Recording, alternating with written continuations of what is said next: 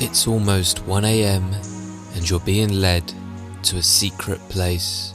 A place hidden from the rest of the city. A place where desire and uncertainty are set to meet. You can enter this place through an underground car park, through a commercial kitchen, or through a busy late night meat locker. You're being led to a nightclub. There's a queue forming outside, and you can feel the bass from the 4 to the floor beat softly emanating from deep within the building, sounding as if almost underwater. It reverberates through the bricks like a murmur rumbling under your feet. You get to the front of the queue and you pass the bouncer and arrive at the door to the club. The excitement is intoxicating as you reach the doorway between our world and a world of the unknown.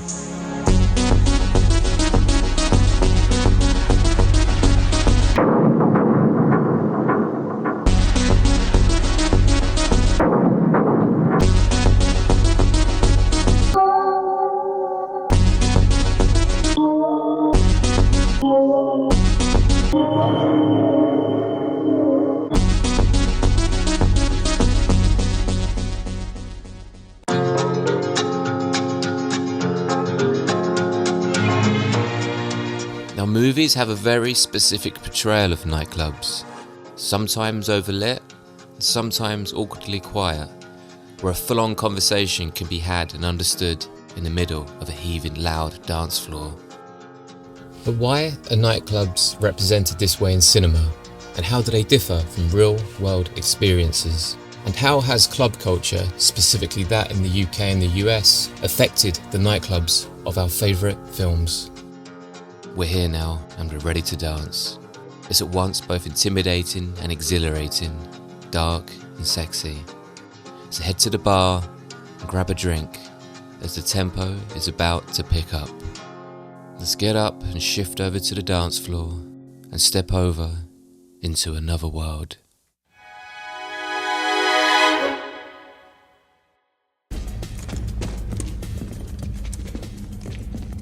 You're about to enter our world. You will see things. Just remember why you're here. I haven't forgotten.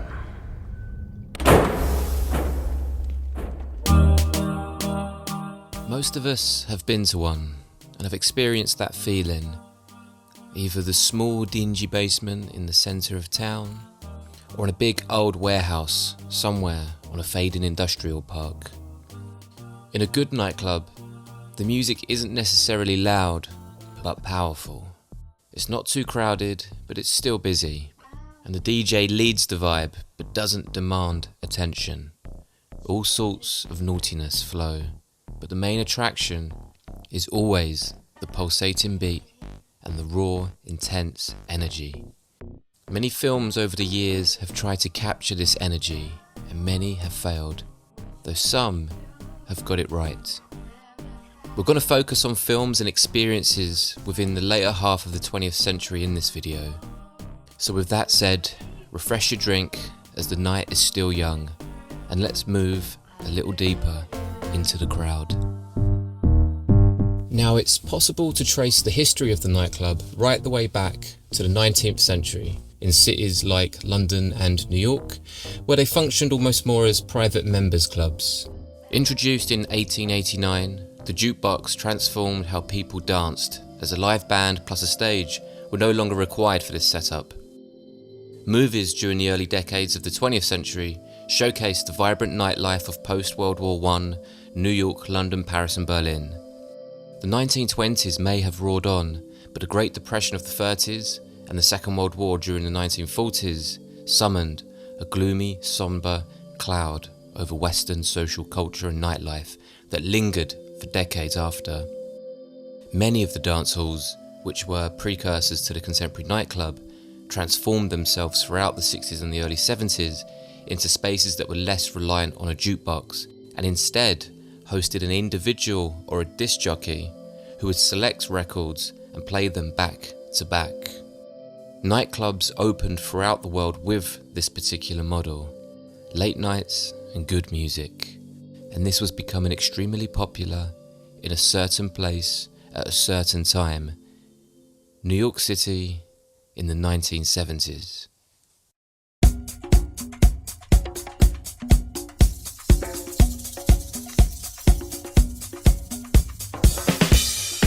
Now, the emergence of disco and its impacts on clubbing culture is something that has been covered in depth multiple times in multiple other videos. You see, the disco movement had emerged in the early part of the 1970s, primarily in Manhattan, where most of the more upscale clubs forbid same-sex dancing and catered to a more wealthy, conservative clientele. So disco provided this underground space where queer people could dance together regardless of sexual, racial or gender boundaries. Released in 1977, Saturday Night Fever was a huge success and cemented its male lead, John Travolta, as an instant Hollywood star. Though being many people's first exposure to disco, especially outside of the United States, the film had come out towards the tail end of disco's lifespan, and for many clubgoers at the time, the movie signalled the beginning of the end of disco. This is evidenced by the club that Travolta's character Tony frequents throughout the movie, the Odyssey 2001, a franchised chain of similar though unrelated discotheques called the 2001 Club was created in 1972. And as disco began to pass its peak in urban areas, the 2001 Club was mass marketed in out-of-town suburbs and smaller cities, shedding any semblance of its urban underground roots. Saturday Night Fever also focuses on the lives of white working class Italians living, working and partying in Brooklyn, as opposed to the queer, non-white, Manhattan-based, non-fictional counterparts who made up the bulk of the pioneering disco community earlier in the decade. On weekdays, Tony is a nobody. He works a dead-end job and is held in low regard by his parents. Even when he's given a promotion at work, his dad seems unimpressed. I don't see nobody giving you a raise down on unemployment. $4. I knew you'd piss on it. Go on, just piss on it, right? But it's on Saturday nights at the 2001 Odyssey where he comes alive, where he's king. We see the shift in the way that women treat him. Outside, they seem to not want anything to really do with him. But inside the club, he doesn't even have to try. This transformative experience is worth noting here, how the nightclub affects its inhabitants, and how through proximity to the dark lights and the dance floor, the energy of the crowd, and under the influence of various substances, one can truly be themselves. Tony, who on weekdays is surrounded by his heterosexual hooligan friends, gets to spend his Saturday nights at the club wearing his tight little pink trousers, his patterned shirt, and dancing around gyrating to disco. Activities definitely not associated with conventional masculinity or heterosexuality. And it's by no accident that Frank Jr., Tony's older brother, who quits Catholic priesthood halfway through the movie, is the only character in the film that notices this transformation and pushes Tony to pursue dancing in a more full-on professional capacity, which Frank Jr. sees through the lens of his own religious transformation. He sees deeply in Tony that on a fundamental spiritual level, being stuck in Brooklyn and working a dead-end job is not who Tony truly is. Frank Jr. sees this almost ethereal conversion take place in Tony every Saturday, even if Tony can't see it himself. And who better to witness a change like this than a priest?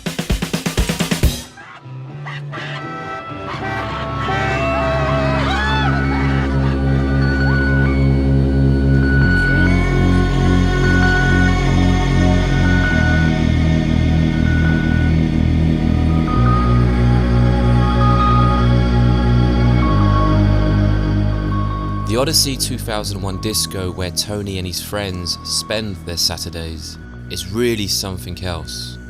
I love how popular Tony is when he turns up, and it gives the club this real community feel. And not only does he know loads of other people there, but he also knows the staff, including the bartender and the DJ. I also always really liked how they seem to have the same table every time they visit the club, which is a full view of the dance floor. The light levels are perfect here, not too dark and not too bright. A smooth red phosphorus pairs nicely with the mirrored disco ball. Also, these little candle lamps that we see on the tables are really great, and they're super 1970s, which I really love. I can imagine myself sitting at one of these tables, sipping away on a 7-7, which I've just found out is actually a Seagram's 7 Crown whiskey mixed with a 7-Up, and watching Tony from afar as he dances on the colourful illuminated dance floor. Saturday Night Fever was so popular, in fact, that it spawned a number of knockoffs that were trying to cash in on the decline in popularity of disco towards the end of the 1970s. These included Thank God It's Friday, Roller Boogie, Can't Stop the Music, Disco Godfather, Disco Fever, Xanadu, The Apple, Skate Town, USA, and Nocturna, a film about Dracula's granddaughter who heads to New York only to become less vampiric upon hearing disco music for the very first time. Here in the real world though, disco was dying. Overseas in the UK, punk and northern soul were the defining sounds of late 1970s alternative nightlife as disco waned. Cinema was just getting started with its portrayals of steamy, euphonic nightlife, as the coming 1980s would see some real defining examples on celluloid of the nightclubs we love so much.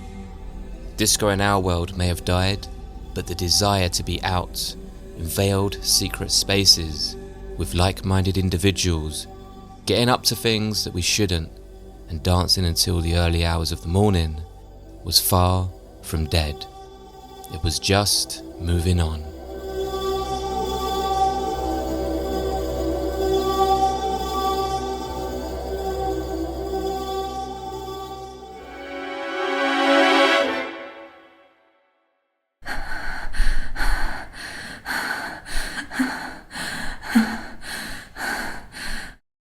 It's 1979 and you're getting ready to go out. Twilight has yet to turn to night, and the evening is just beginning. Getting ready is a big deal, you see. A couple of pre-drinks with friends, a bit of music, and most importantly, what to wear. Sometimes getting ready to go out can actually be better than going out itself. It's like watching a great trailer for a mediocre movie. Getting ready and choosing an outfit always felt reminiscent to me of those gearing up montage scenes from 80s action movies. With no idea where the night will take you, you have to be prepared. You leave your house and you're now on a train to the legendary Blitz Club in Holborn, central London. You notice many regulars on the train. Boy George, Steve Strange, the members of Spandau Ballet. You see, as we come into the 1980s, club culture itself was changing. New sound systems, fresh looks, stricter door policies, and harder drugs ushered in a whole new approach to what the very idea of the nightclub was and could be. Everyone at the Blitz was a designer or a writer or a filmmaker. We all had a million ideas and we talked about them all night long. We felt we were establishing a creative manifesto for the 80s. The Blitz was like nothing else before it, with new music, fashion, art and sexuality all coalescing in one small space. 2 years after Blitz closed, a new club night launched just a short walk down the road in Soho. Maybe just out of simple curiosity. Question is, where do young people go in the dark hours of a London night? Well, a rather bewildered Bill Wigmore has been seeking one answer by venturing into a place called the Bat Cave, just off Carnaby Street, where things happen on Wednesdays. Very curious. To the Bat Cave. Here the vibes were distinctly darker, but still with an emphasis on dressing up and becoming the person you truly were inside. Both the Blitz and the Batcave, and the larger new romantic and goth subcultures that they helped foster, had a huge effect on how nightclubs would be portrayed in cinema during the 1980s.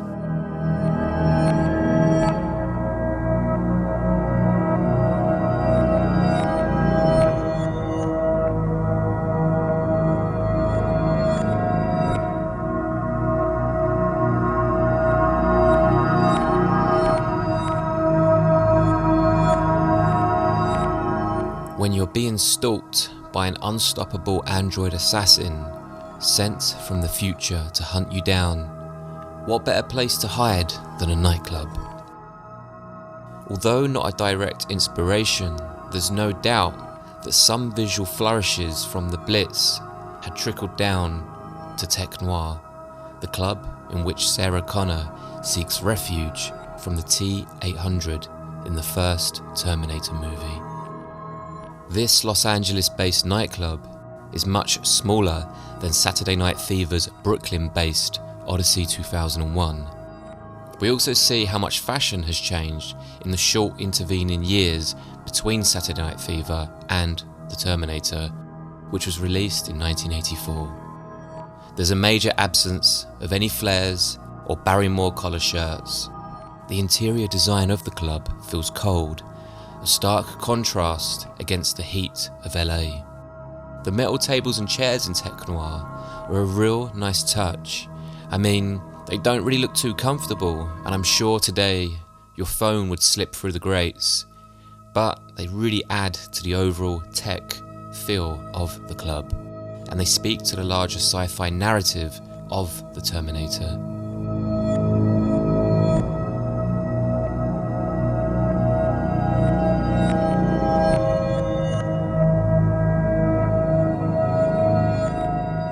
(1987's Robocop, which had always kind of been spiritually connected to the Terminator franchise, features its own club. Deep in Detroit, the club plays host to the city's underworld and is frequented by one of the film's antagonists, Leon Nash.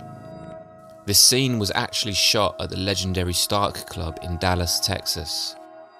Opened in 1984, the Stark Club represents a moment when music, dancing and drugs found a common denominator among the city's segregated sub-communities, where the rich and non-rich, white and black, gay and straight, blended in a sleek, Bauhaus-inspired room. You see, Robocop is kind of the ultimate outsider here in this scene, a cybernetically enhanced police officer who represents order and authority, which is everything that goes against the core ideals of a nightclub. Now in Robocop, our protagonist here is the sole outsider in this space. He's supposed to be our stand-in for how we would feel in one of these spaces. The straight guy, a common trope in cinema, which we will dive into in just a bit. The only thing is that when I was a kid and I would watch these films, I never wanted to relate to the straight guy. I always wanted to be one of the insiders, the people dancing in the background who looked like they frequented the club every weekend. God, some of them looked like they lived in the club, like they never ever left.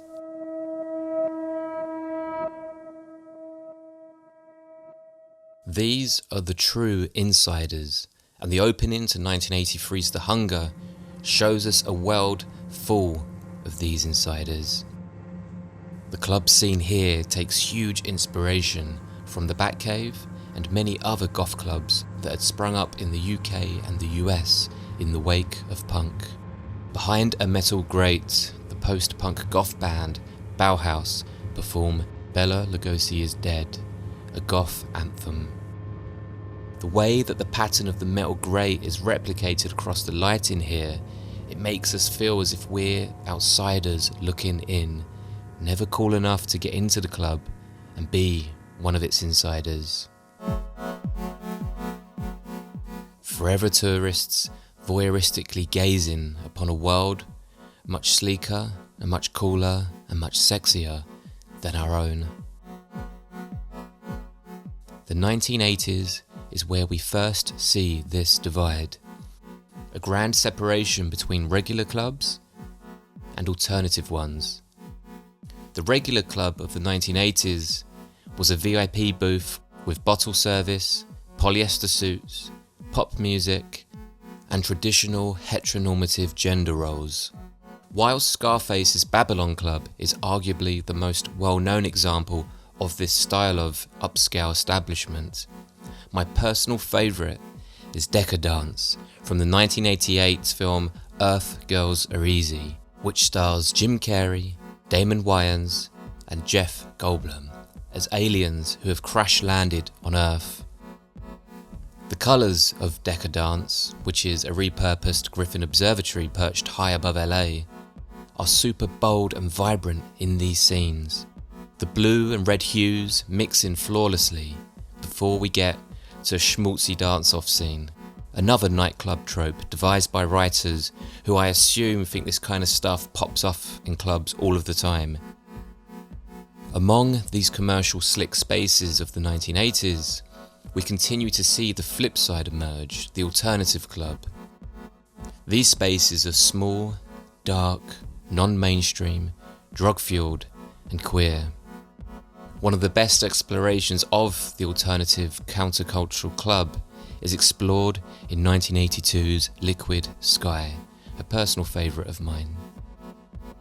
Now, the clubs depicted in 1970s cinema had, for the most part, been divided between the lines of race, class, and sexuality.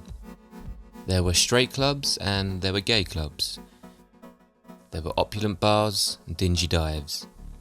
But now the 1980s was mixing all these elements up. The cultural and political differences of the 80s was creating huge gaps in people's experiences of nightlife, no doubt inspired by the punk movement of the 70s. These new alternative spaces could play with sexuality.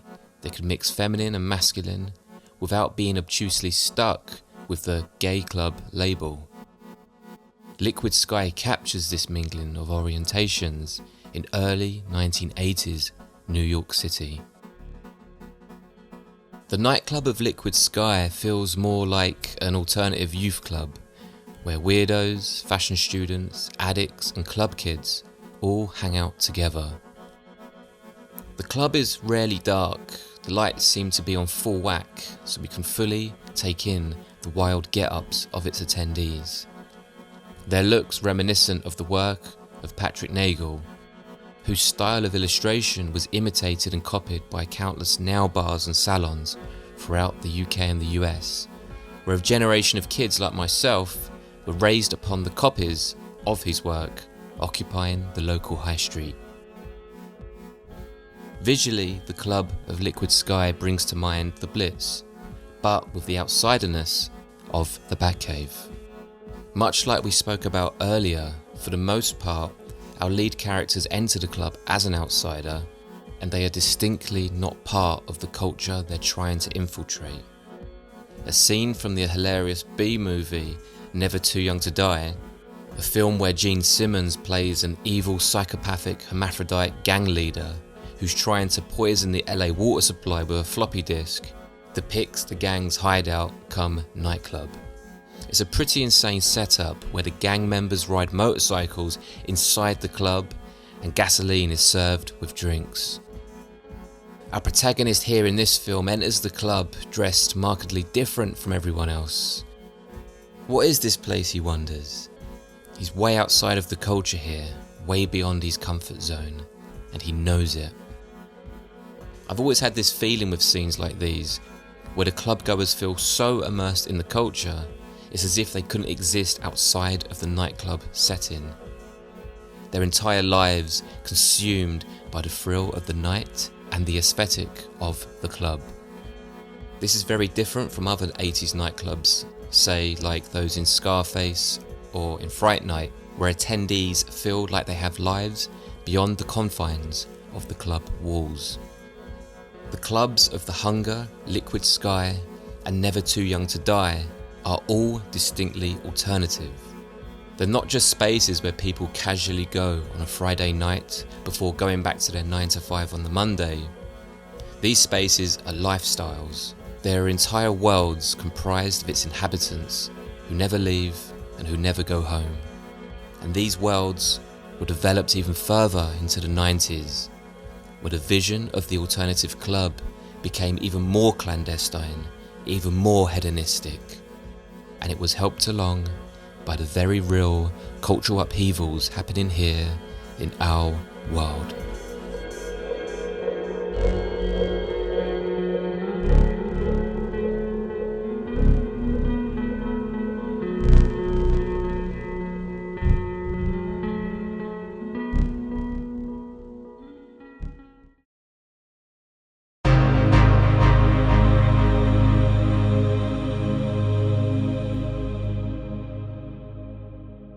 By the late 1980s, music and the way we experienced it was changing. Technology had introduced small yet powerful synthesizers alongside drum machines, and the sounds being produced were now being distributed via CDs. And during this time, although nightclubs were still popular, alternative nights were moving out of the club environment and into more idiosyncratic spaces such as warehouses, fields and squats. Acid house, which was developed in Chicago before making its way to the UK, was the soundtrack to these three parties of the late 80s. Coined as a second summer of love, MDMA and LSD fueled the explosion of raves and free parties happening up and down the UK. Mark Leckie's seminal 1999 video piece, Fiorucci Made Me Hardcore, is a collage of footage from the 70s, 80s and 90s underground dance scenes throughout the UK. Starting with Northern Soul and Disco in the 70s, the video crescendos with the late 80s and early 90s rave scene, and some pretty incredible footage capturing the euphoria of these parties. Jeremy Deller's 2018 documentary, Everybody in the Place, explores the acid house phenomena, from its emergence in the US to the associated illegal raves and parties that were happening here in the UK, and it observes its impact on the social and political landscape that would lead into the 1990s.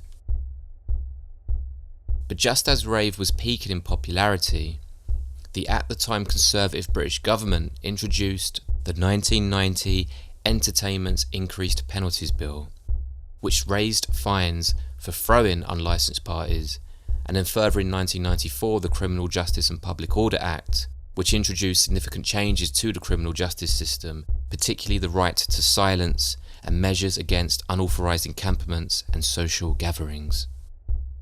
As with most radical culture, the mainstreaming and gentrification of rave was not far off, with pop acts now being influenced by the free party scene. With these new laws and commercial culture now having a footing within the rave scene, these huge parties were being pushed back underground and back into the clubs. The 90s were here, and the subversive sound of acid house had morphed into a faster, harder techno variant. The movies, as always, weren't that far behind, and it was during this decade, just on the eve of the new millennium, that we got some outstanding representation of this new underground club culture. Our television and cinema screens were once again filled with images of nightclubs. They were back, and they were darker and edgier than those that had come before it.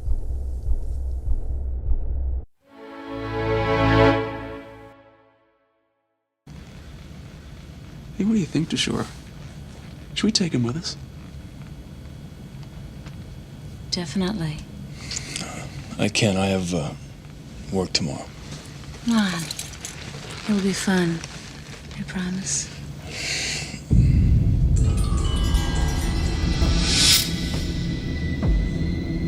Yeah. Sure. I'll go. There's this trope of nightclubs being the domain of the bad guy. We see this association between criminality, vice, and debauchery all the way back in movies such as Night in the City, Touch of Evil, and The Thin Man. I've always liked it when we go beyond the common trope of the bad guy just hanging out at the bar, to actually instead living within the club itself, normally in a penthouse apartment above. In The Crow, the primary antagonist, Top Dollar, lives above Club Trash, an industrial warehouse-style venue with a live band playing, whilst in Hellraiser 3, JP Monroe lives above the Boiler Room, another darkly lit nightclub with live acts. He's come into the ownership of the Pillar of Souls, which resides with him in his penthouse apartment. Now, we've explored Hellraiser and the mysteries surrounding an ongoing ritual, the VHS cassettes mysteriously appearing on the roof of a London bus stop in a previous video. But for now, we're just going to focus on the club.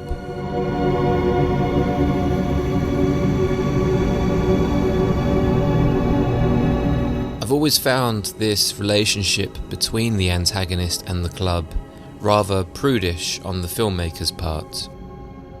Often painted as dens of iniquity, the positivity we saw come out of the acid house movement seemed to have not worn off on the movie world yet.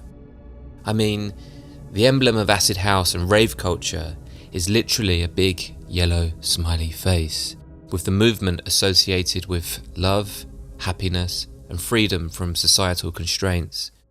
All good, positive stuff in my book. Check it Friday.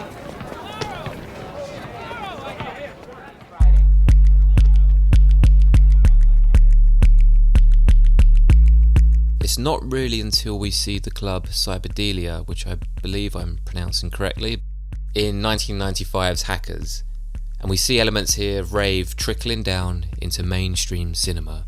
Most notably, the prominent, brightly coloured flyers, the absence of guitar-based live acts, and the general move away from grunge-based aesthetics that were prevalent at the beginning of the decade. I mean, this club in Hackers feels more like an after-school youth club than, say, a conventional nightclub, complete with arcade games and this cool little ramp they seem to whiz down on rollerblades. God, I wish there were spaces like this still. It brings to mind Sega World in central London back in the mid-90s. It was a place where your parents would leave you whilst they went shopping, a futuristic, indoor, techno dream space complete with video games, rides, and a cinema, plus these breakdancing teens that would hang out downstairs in the foyer. Tintin, who's kind of like a mini-boss in The Crow, played by the underrated actor Lawrence Mason, also appears in Hackers as Lord Nikon. Yo, showtime! Showtime! He's straddling Hollywood's transition from the grimy metal clubs of yesteryear to the rave-inspired spaces of the 90s. The entire premise of 1999's Go revolves around MDMA and a warehouse rave on the outskirts of LA, whilst Sample People and Groove explore both Sydney and San Francisco's respective rave scenes. 1995's Trainspotting, which is set in the late 80s, has a real flavour of rave culture whilst not actually depicting any conventional raves. Maybe it's due to its use of Underworld's Born Slippy, a rave anthem. With cinema's ongoing depiction of rave culture coming almost a decade too late, we move even further away from the bottle service and affluence of the 80s, beyond the grime and grunge of the early 90s, and into the colourful, wild, electronic club setting, But one movie carved its own identity throughout all of this. It took the older idea of the alternative club that we saw in spaces like the Batcave and in movies like The Hunger, and melded it together with elements of this newer rave culture and looked towards the future of electronic music, techno. It confidently mashed fragments of goth, industrial, and the illegal free party scene, a combination of ecstasy, sexuality, clandestineness, and horror. Ladies and gentlemen, the Blood Rave.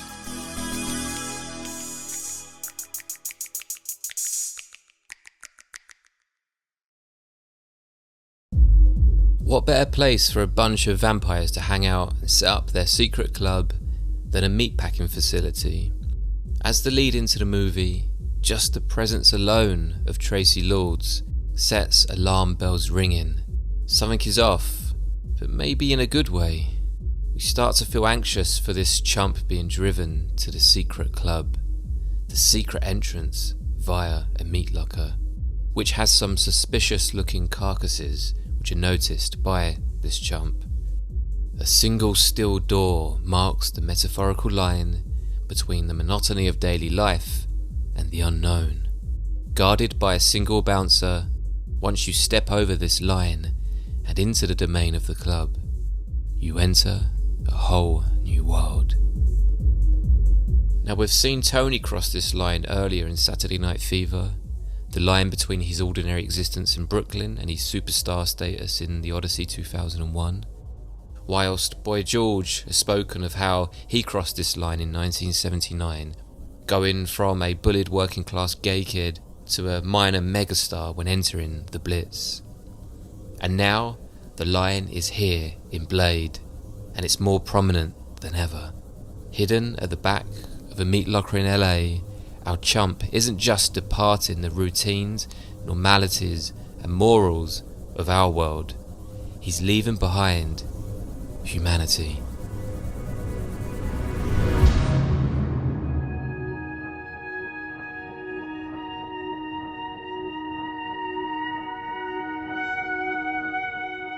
Commonly referred to as the Blood Rave, the film's credits acknowledge the bouncer as Blood Club Bouncer.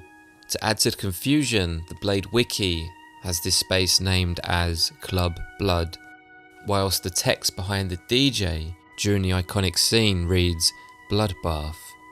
I guess what we see here is less of a licensed above-board nightclub with an official title, but more of an illegal underground nameless rave, similar to those free parties a decade earlier. What I've always liked about the techno club scene in Blade is that no one is initially actively hostile towards the chump. If anything, he starts making a bit of a fool of himself and approaching total randos, invading their personal space. The dude lacks any form of club etiquette, and it's not until he starts panicking and drawing attention to himself that someone smashes him in the face, which is obviously not cool. But still, this speaks very much to the idea of respecting the culture you're entering as an outsider. Also of note here is the subtle, though very male-gazy touch of queerness and moments of open intimacy, both of which are deeply entwined with techno club culture and add a touch of spicy authenticity to the scene. As someone who's quite actively involved in nightlife here in London and goes clubbing in spaces not too dissimilar from the one presented here in Blade, except without, the sprinklers raining blood and all that kind of stuff. This scene is a near perfect representation of how a certain type of clubbing actually is here in real life.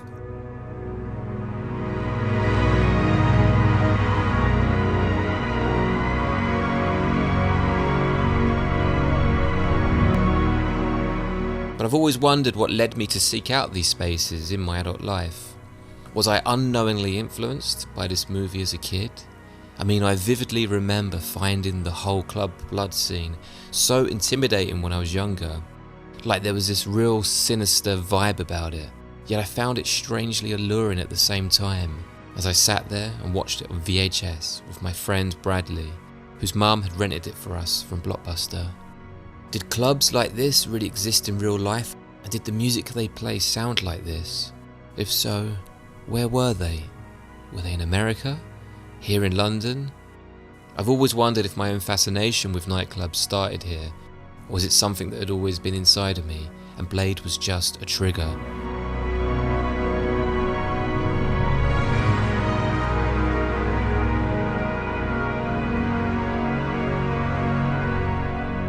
There's another scene later on in the film where Blade infiltrates a Japanese hostess club / Yakuza hideout.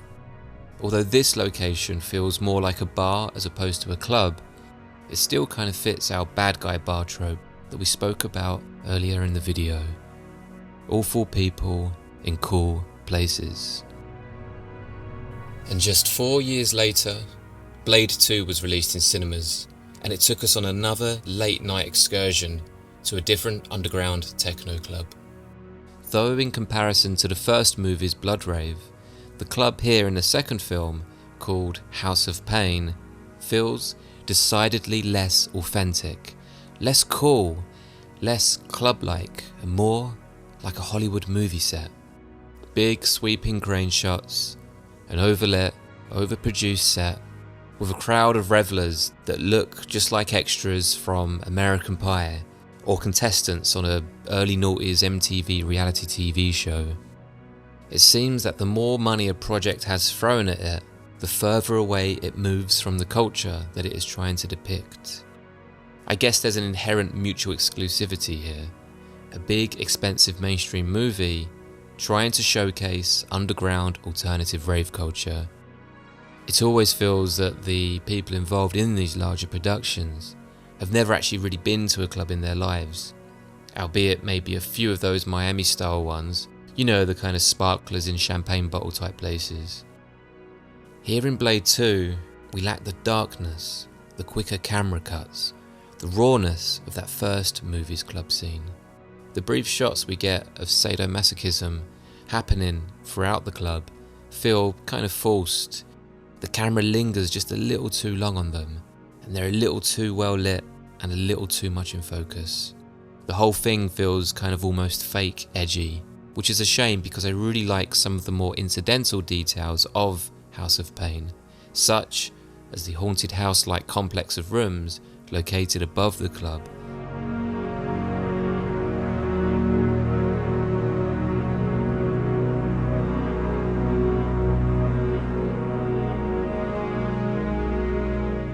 Whilst the entrance to a nightclub can be a glitzy high street affair, many of our protagonists find themselves entering via hidden, covert routes, the doorway to another world just out of reach of regular civilized society, further implying that these spaces are sinful or corrupted.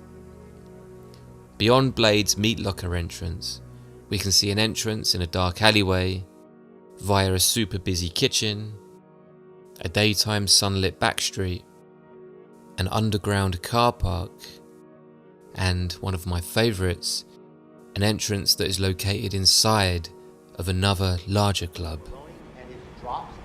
What is that? The club within the club. The real club.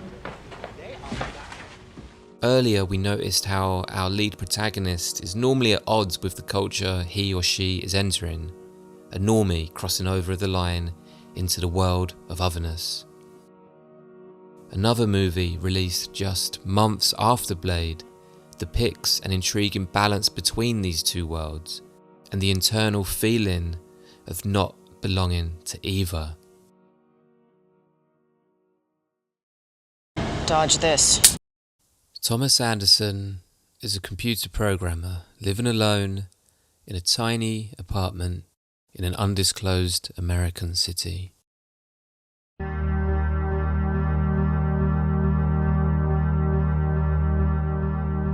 When dealing with the couple Choi and De Jour, who Thomas sells contraband software to, it's implied that he knows them from previous illicit business deals. They invite him to the club to which Thomas says initially that he can't attend as he has work tomorrow. Now, assuming Thomas works Monday to Friday 9 to 5, this would insinuate that this is happening on a weekday. We know that nightclubs today do the majority of their business at weekends throughout the evening and the night. Yet in many movies, clubs exist in this kind of constant state of openness. In Wayne's World 2, for example, our troops stumble upon a club in the middle of the afternoon with no security and no tickets. In Clute, our female protagonist does much the same in a day-lit New York City. Like boom, this whole other secret world is happening 24/7 right beneath our noses. Here in 1999's The Matrix, the coolest club ever seems to run on a weeknight and is heaving with like-minded alternative individuals not too dissimilar to what we saw in Blade, though here there is a more industrial gothic flex. Thomas isn't totally out of place in this club, though he's also not totally at home. Standing alone, minding his own business, he's not freaked out or a total fish out of water like we've seen with earlier protagonists. Instead, he's both kind of half there and half elsewhere. There's a duality to his presence, both an outsider and an insider. This is further implicated by Trinity calling him by his online nom de guerre, Neo, an alternate identity. I've always wondered if Neo's dual emotions relating to not fitting in within either space, the 9 to 5 world of work and this secret world of the club, if these dualities within the character speak to the at the time pre-gender transition thoughts of the film's two directors, and this idea of questioning the larger gender binary. Maybe we're reading a little bit too much into this, but I've always liked this short scene at the Matrix Club. I love this mix of industrial elements alongside more homely abandoned house / squat vibes that are going on here, such as this doorway that Neo is standing in. Also this little television in the background which is playing what at first looks to be static, but upon closer inspection seems to be this kind of dark water with light bouncing upon its surface. The cursed videotape from The Ring, maybe?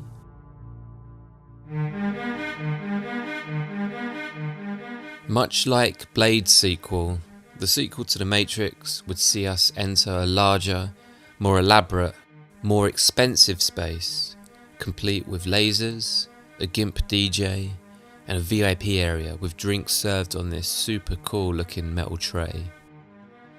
Though in comparison to Blade 2, the crowd here is infinitely more coherent and better decked out than the patrons of House of Pain. I mean, come on, look how cool this is. A standoff in a club where everyone is dressed head to toe in fet gear. I love it. You see, in many movies, nightclubs act as introductions to hidden desires, transitional spaces from childhood to adulthood. That first drink, that first time talking to the girl or boy that you really like, that first high, or that first freeway. Our characters here enter spaces and then leave them forever altered, having undergone a form of transition that errs on the side of caution, skirting the boundaries between desire and danger, indulgence and overconsumption.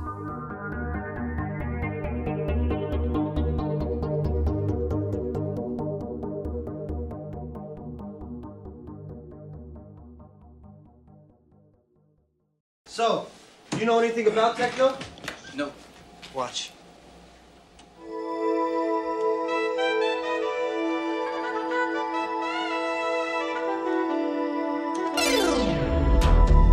See, the idea is to get the vibe going.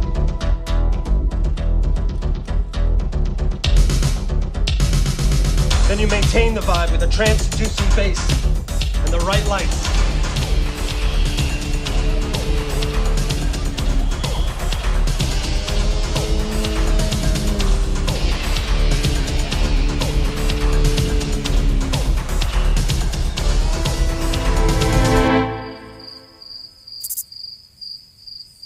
That feeling of being deep on the dance floor and the associated euphoria is really hard to replicate.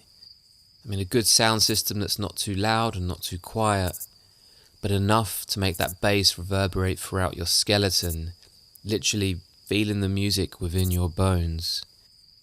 Closing your eyes and still seeing leaks of light flash across the inside of your eyelids. Enough room to dance, enough room to lose yourself. Can this experience ever really be conveyed on screen? Well, by looking at some of the best examples, like we have with Saturday Night Fever, The Terminator, Blade, and The Matrix, the 20th century seemed to have gotten pretty close. By dimming the lights and upping the sound, these cinematic representations came as near as possible to painting those late night experiences onto the screen. By the late noughties, the club setting had become a staple for fight scenes or a shootout, which is ironic given how hard it is to get anything past the bouncers in many major clubs these days, let alone getting something past them as obvious as a gun. In recent years, nightclubs have enjoyed some decent on-screen renditions, such as in The Batman, which used Printworks in London for its interior scenes, and in Mission Impossible Fallout, which gave us great sound and a truly busy crowd, though it made the major mistake of making the toilets both spotless and devoid of any people or queues. I mean, anyone who goes clubbing on the regular will know that those bathroom cubicle queues can feel as if they stretch half the length of the club sometimes. Generic nightclub scenes have become so prevalent that we even got a damn Sven cameo in John Wick Chapter 4. I am Klaus. And this movie made the classic mistake of tidying up the club atmosphere a little too much. We can see that it's quite obvious they're going for a Berghain-style vibe here, but they just couldn't help themselves making it look a little too perfect, a little too considered. I mean, there's an enormous waterfall in the middle of the club, which is, I'm not going to lie, kind of cool, but it's definitely a little bit over the top. Another classic misstep that we see in many films is the full-on conversation on the dance floor, characters hearing perfectly what one another have to say, when in real life, a good sound system can allow for a back and forth exchange, but it usually requires leaning in a little, getting a little bit closer, allowing somebody to enter your sanctified personal space. Under the right circumstances, this can be nice, erotic even, moving together with someone, in sync to the music, in sync with each other. What are you up to after, they might ask? Well, I think we both know the answer to that question. When I scroll TikTok these days and see club culture being almost performed as opposed to experienced, I can't help but feel a little grieved. As younger generations come up and move into the space, I can only hope that they take the reins and learn lessons from clubs such as the Blitz, Stark, and the Batcave, much the way we did. I hope they take with them that political momentum that was birthed during the free parties of the late 80s and that second summer of love, all the way to the queerness and feelings of outsiderness that drove many techno nights during the 90s and early noughties. What is painfully obvious to me in these films and the fictitious clubs that exist within their celluloid worlds is that many of the dance floor extras are not actually facing the DJ. They are not all stood in rows facing one direction. Instead, the people are dancing, and they're dancing with each other. A growing trend I see both on social media and in the current club scene is this superstar DJ main character, and some DJs do deserve this following, don't get me wrong there, but treating the night like a live gig or some weird form of idol worship, with dozens of revelers standing there all facing the same way, I mean, it really kills a lot of what made clubs so initially good, where the DJ rarely ever took centre stage. It was the music, and most importantly, the people that held our attention. movies ironically are actually better at this than we are in our world currently.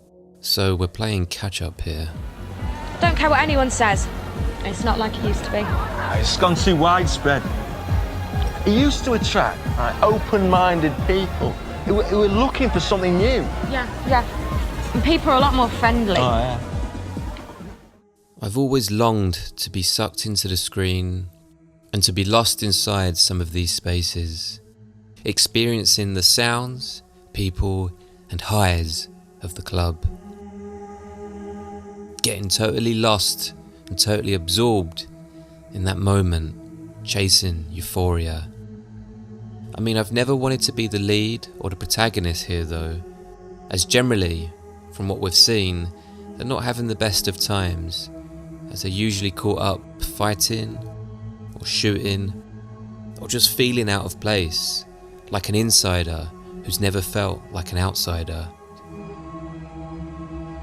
Instead, I've always wanted to be that body in the crowd, someone dancing in the background, or just out of shot, getting a drink at the bar maybe.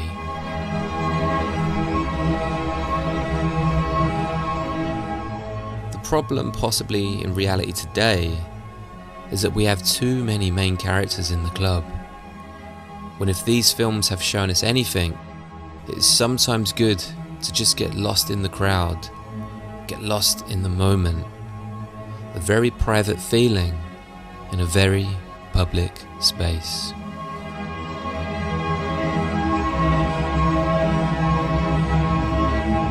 From the shiny disco balls of Odyssey 2001 to the intense bloodbath of Blade, from disco to techno, from the metal furnishings of tech noir all the way to the haunted decorum of House of Pain, I've always longed to cross over the line into the club and be who I truly desire, if only for a night.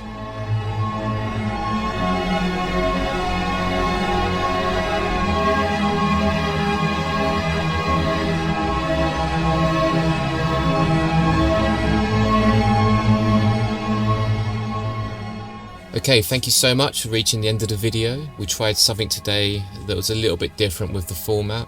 I hope this video shone a light on many of the nightclubs featured in different movies throughout the years. I think I got most of them, but if there's any that I missed, which I'm sure there is, feel free to add them in the comments below.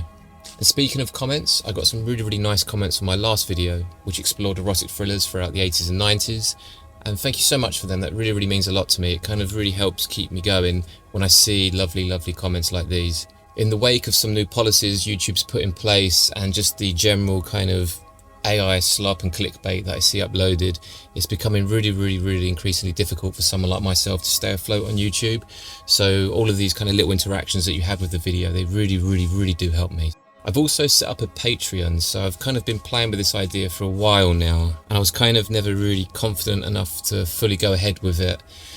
But after doing some research and thinking about it and mulling it over, I've decided to launch one. So if you could help out over there, that would be great. But obviously no pressure, I'll put the link in the description below. As always, all of the citations, research, bibliography, all of that stuff, that is all also in the description below, so feel free to check them out. And with that said, thanks again for tuning in. I will see you all real soon.